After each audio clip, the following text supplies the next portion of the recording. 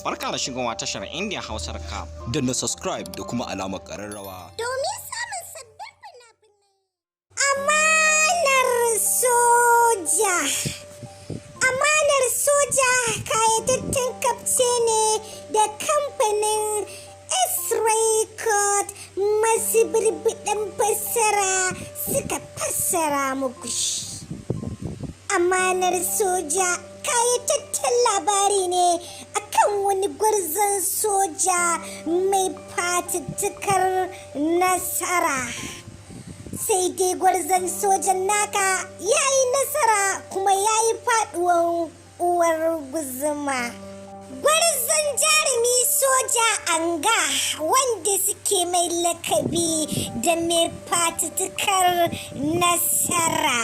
Shugaban kasan garinsu ya gayyato shi ne don zunzurutun yawan fatattakar nasara da yake nema ya ga ya cimma a rayuwarsa don 'yan kasan nasu an mai da su bayi ana azabtar da su da yunwa da talauci.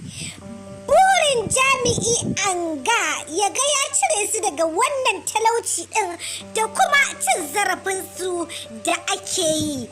Sai dai jami'i anga ya rasa matarsa yayin da shi bai karɓi fatattakar nasara a tun farko ba, ta je ta haɗa ƙungiyarta tana fatattakar nasarar ita ma da 'yarsa don nemawa kasansu 'yanci. Lalle gwarzon jarumi anga ya ci karɓan wannan tayi da shugaban kasa ya yi mishi.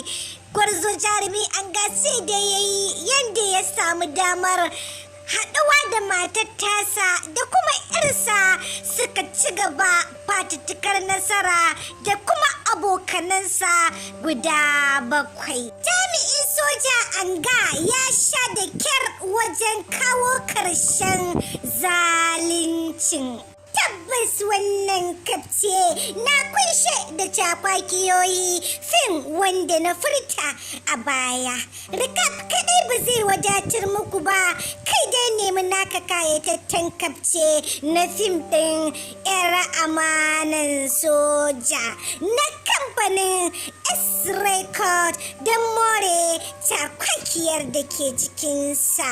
Kada ka manta, idan wannan shine zuwanka karo na farko zuwa wannan tasha tamu mai albarka mai suna Indian Hausa recapTV.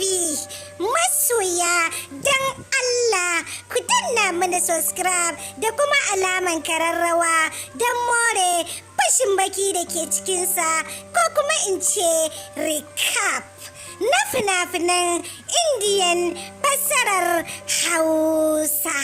Kai dai kulla halaka da wannan channel tamu mai albarka don sanar da ku masoya da zarar mun